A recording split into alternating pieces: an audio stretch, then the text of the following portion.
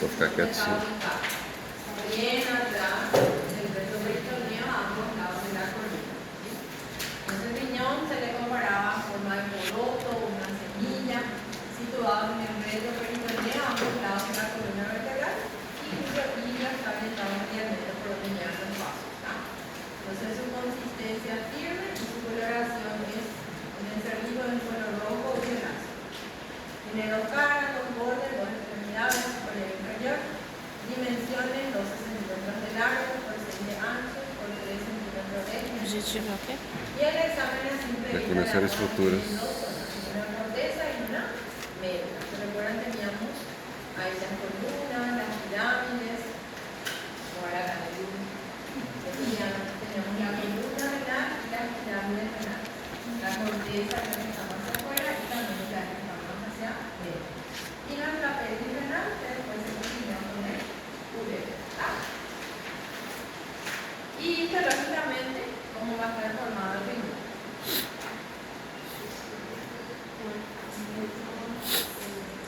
¿Cómo se llaman las estructuras? Los glomérulos y los túbulos. Recuerdan que ahí teníamos túbulo contornado, proximal, distal, colector, asa delgada, asa delgada. Bueno, es lo que quiero que se recuerden: glomérulos y túbulos. Glomérulos y túbulos. Vamos a ver.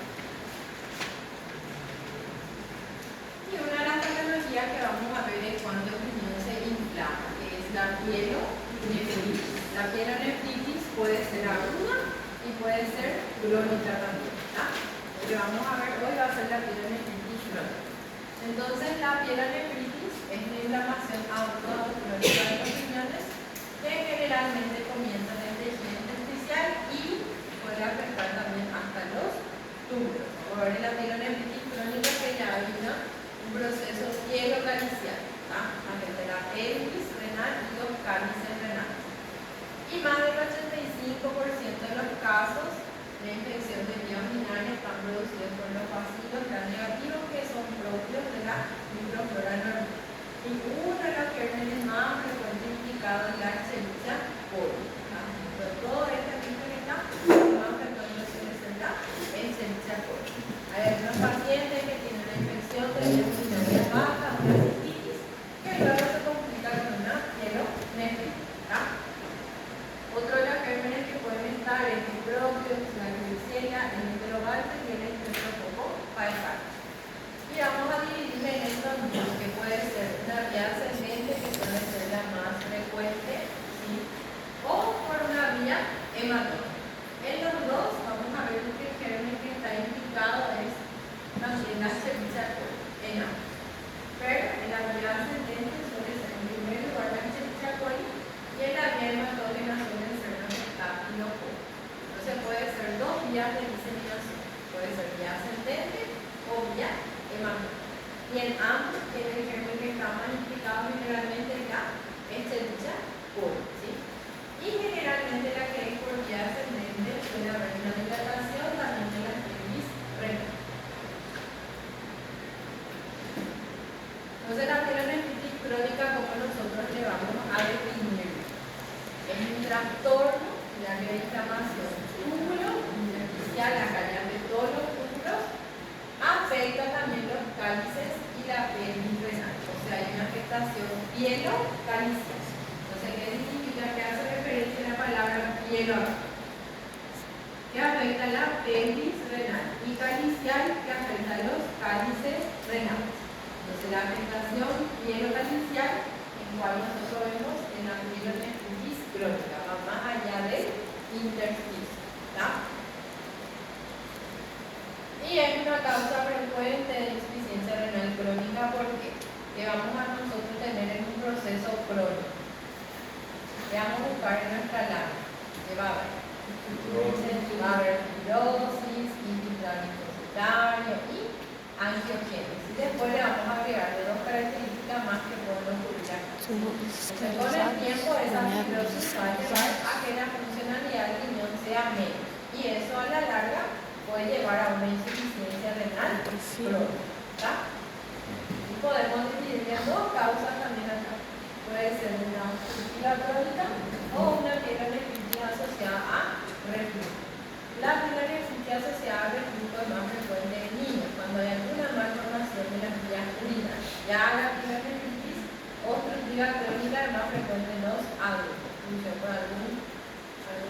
algún caldo.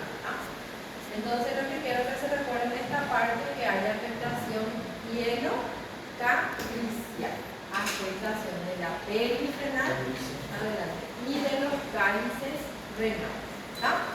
¿Entendieron? Y otra de las características que nosotros podemos observar a la macroscopía, como ustedes ven acá, su mismo. Ven que hay una varicela acá, que hay una cicatrización desigual, o asimétrica, y después se va a volver más pequeñito también. Y a la microscopía vamos a ver una característica importante aquí. Entonces, quiero que se recuerden.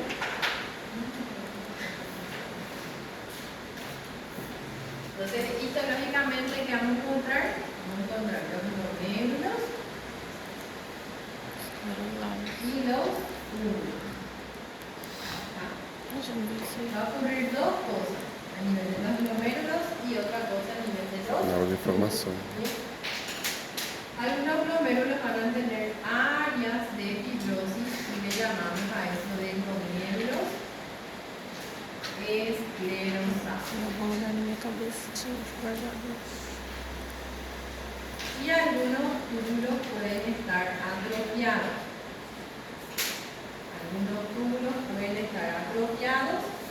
Y otros túbulos pueden estar dilatados y contener un material proteináceo que se llama cilindroproteináceos, y a eso se le llama de tiroidización.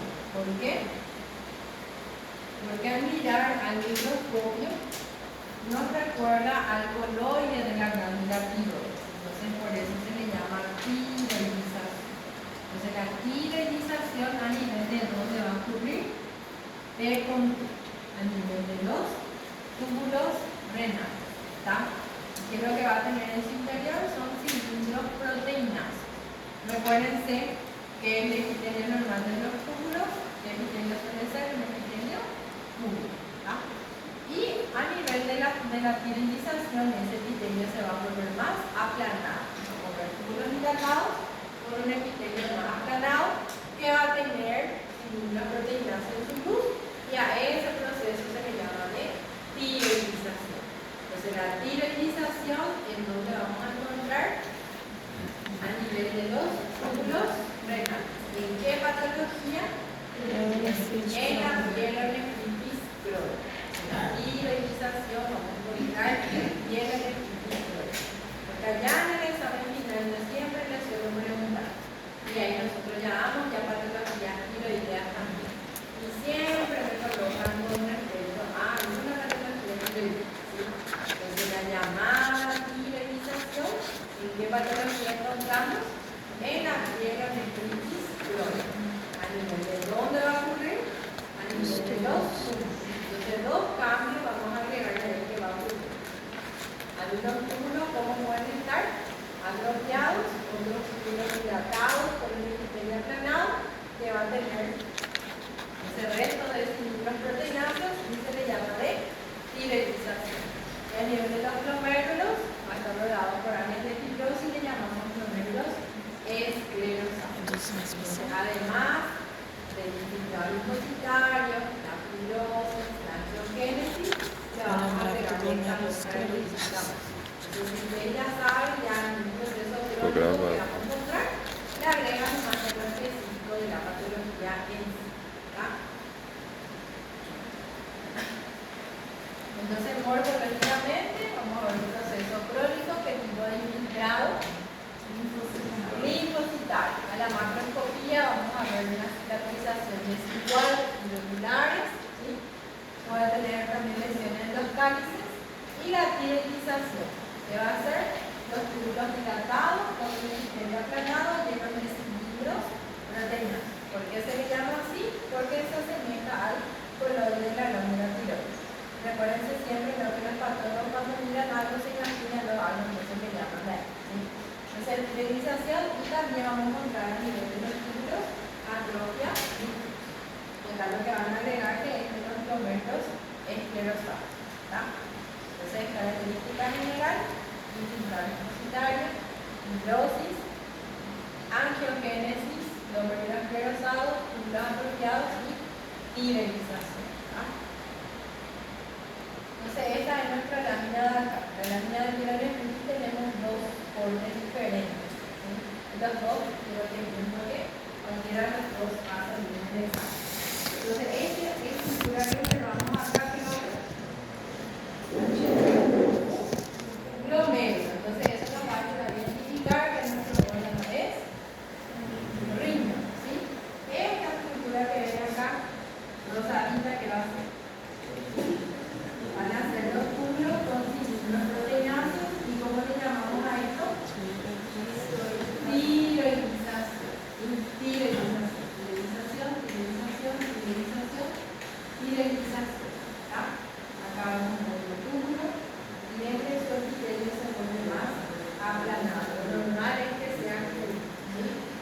Todos estos son los túbulos. Si comparamos con uno más pequeño, van a ser túbulos atrofiados. ¿Cómo se llama esto? Fiberización. Este es el número normal. ¿Sí? Vamos a comparar con el siguiente. ¿Este qué van a hacer?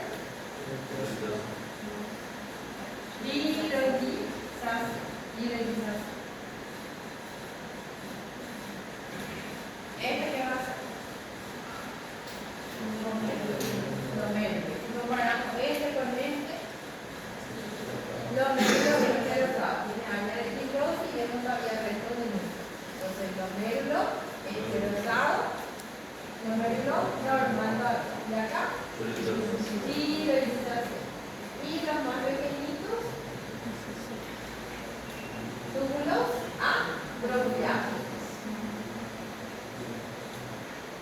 ¿Qué va a hacer este? Glomérulo esclerosado. Fiberización.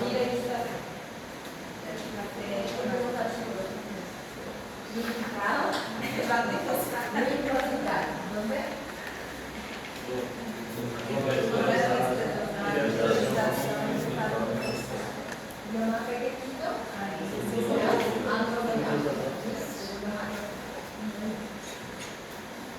y acá,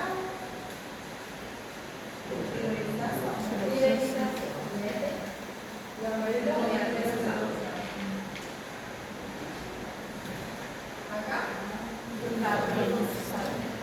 y esto, áreas de fibrosis. Y ahora vamos a comparar con el otro.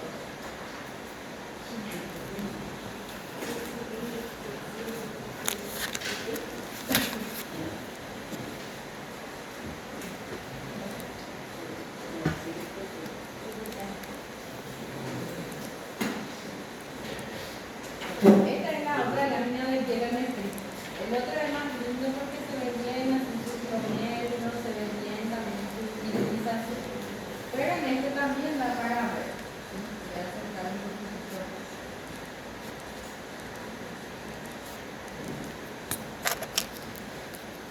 Pero en esta pielonefritis vamos a ver un poquito diferente en nuestra fiberización.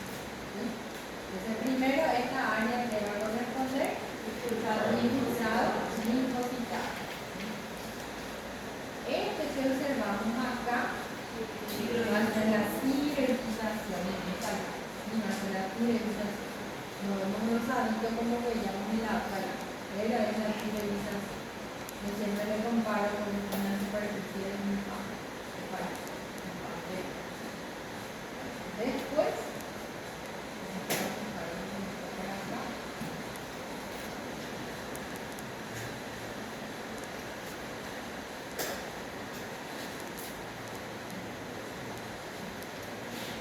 esto que van a hacer,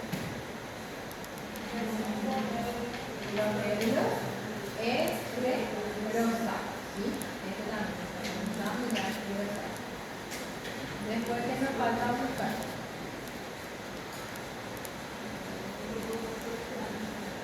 Le ponemos también acá, nada también para ver.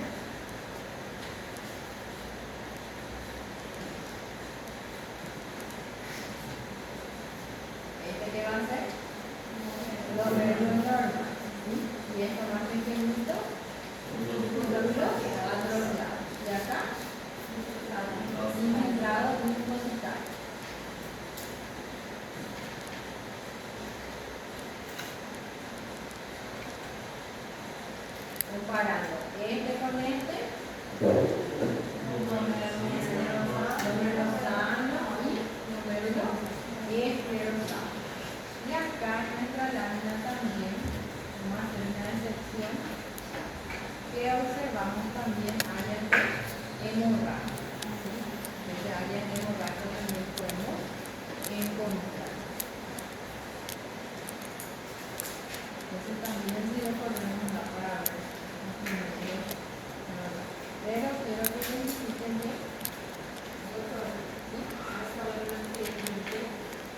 Tiene también, pero vamos a buscar uno.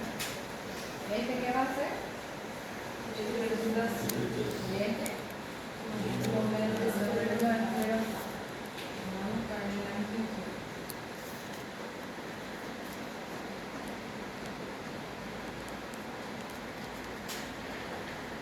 Y la línea de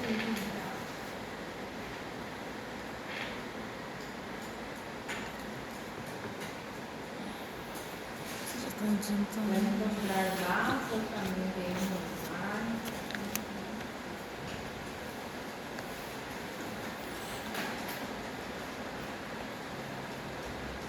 Acá hay un no, este tiene más centímetros, entonces antes que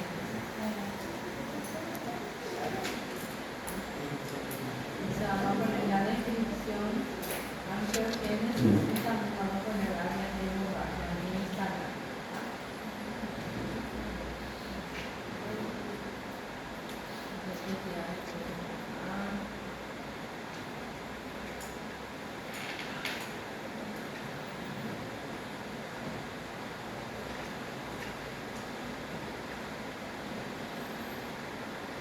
Entonces, ¿este qué va a hacer? Fidelización. Entonces, dos láminas tenemos que quiero nefritis. Los dos quiero que miren, ¿vale?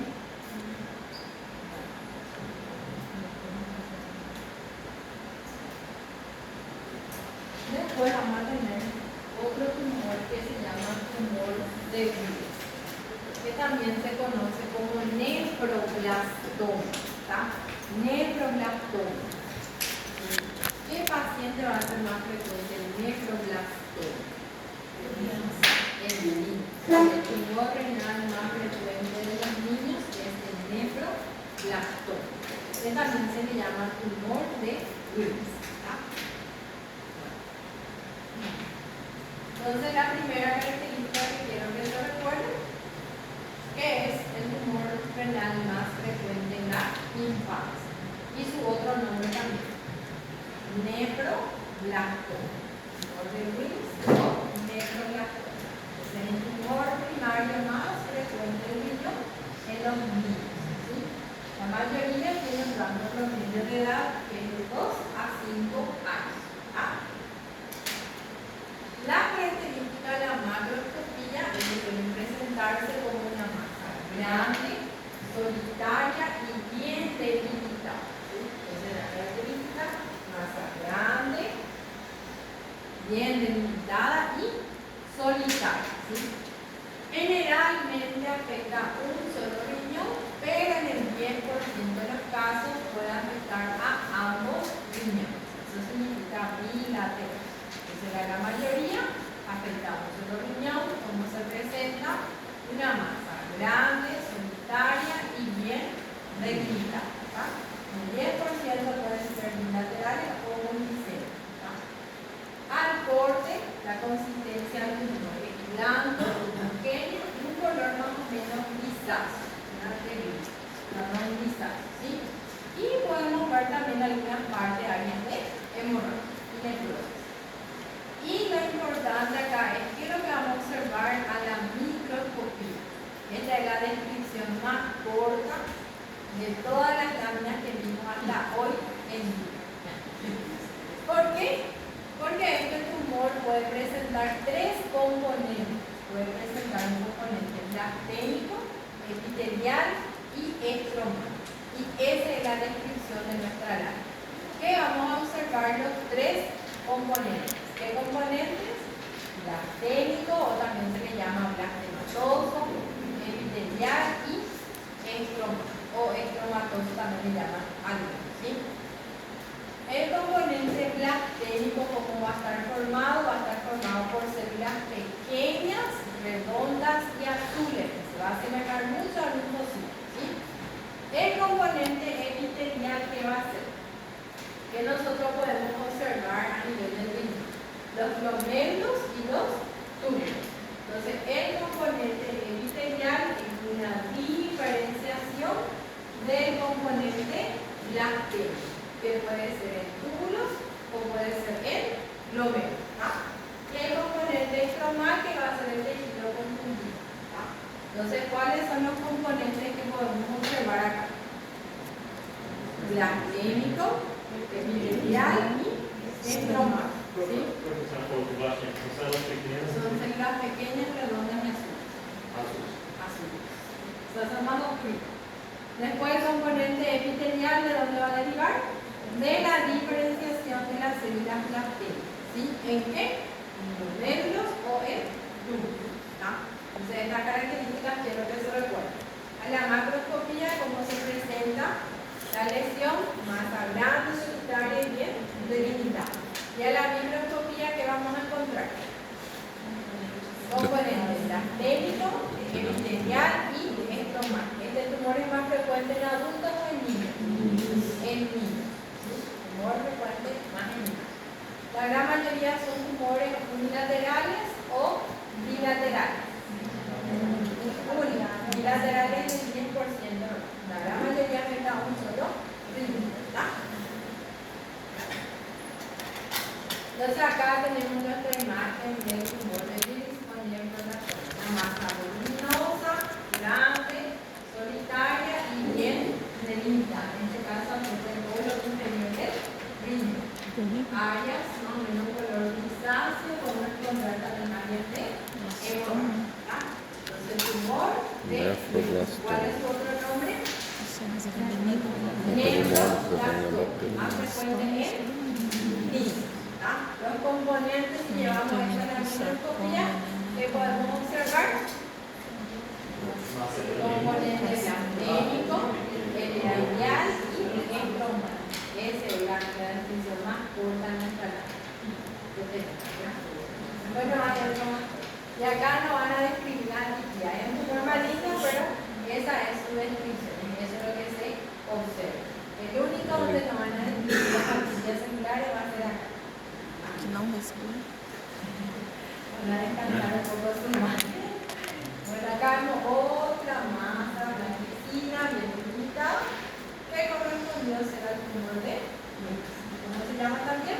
Nefroblastoma. Muy bien.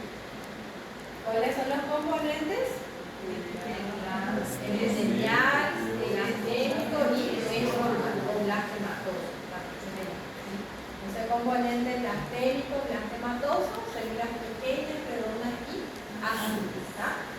Componente epitelial, a que va a corresponder la diferenciación de las células blastémicas en túbulos o glómerulos.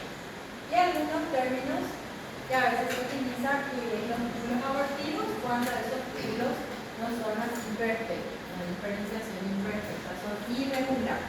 A ver después. Y por último tenemos el componente estromatoso, que va a corresponder al tejido conjuntivo, ¿sí? Entre estos dos. Y a su vez, este componente estromatoso puede otra vez diferenciarse en tejido cartilaginoso, en tejido muscular o tejido adiposo, ¿sí? Entonces, estos tres componentes quiero que se recuerden. Componente blastémico o blastematoso, epitelial y estromal. ¿Sí? El epitelial a que corresponde diferenciación de las células blastémicas en túbulos o glómerulos.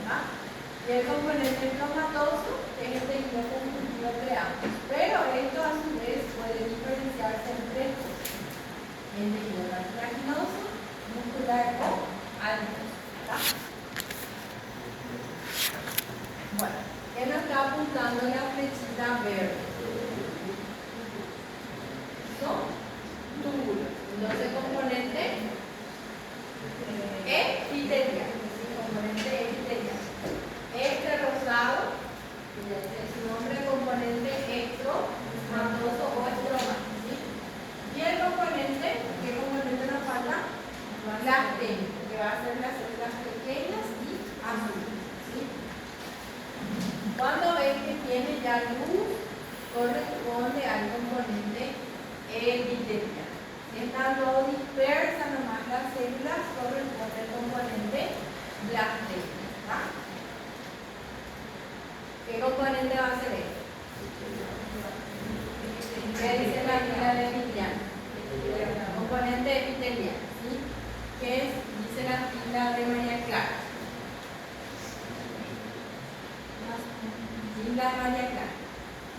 La María Clara, el doctor, ¿qué componente va a ser? Componente blastén. ¿Qué dice la fila de epidermis por él? Stroma. Componente hidrogéneo. ¿Y este? Epitelial. Entonces, componente epitelial que puede ser túbulos o glomérulos. Después,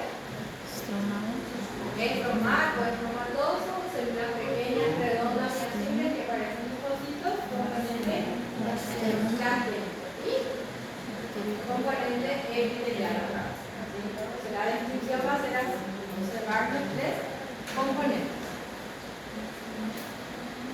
Componente epitelial, componente blastemal, blastémico, blastematoso, todo es la misma cosa. Y componente estromal o fibroblasto. Y cuando los túbulos son así irregulares, se llaman túbulos amorfos. Diferenciación imperfecta. Es irregular.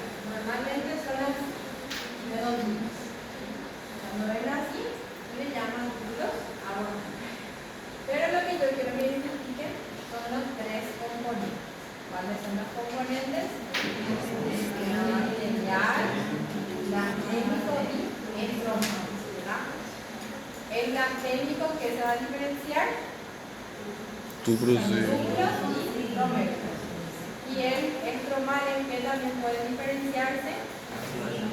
Cartilaginoso, tisular y adiposo. ¿Y cómo son el componente blastémico? ¿Cómo son las células? Pequeñas, redondas y azules. Y esta es nuestra lámina de acá, el laboratorio. Entonces, ¿qué componente va a ser? Vamos a sacar el Blastomatosis. Blastémico. Sí, componente blastémico. Esto que tienen las luces, ¿qué va a ser? Epitelial.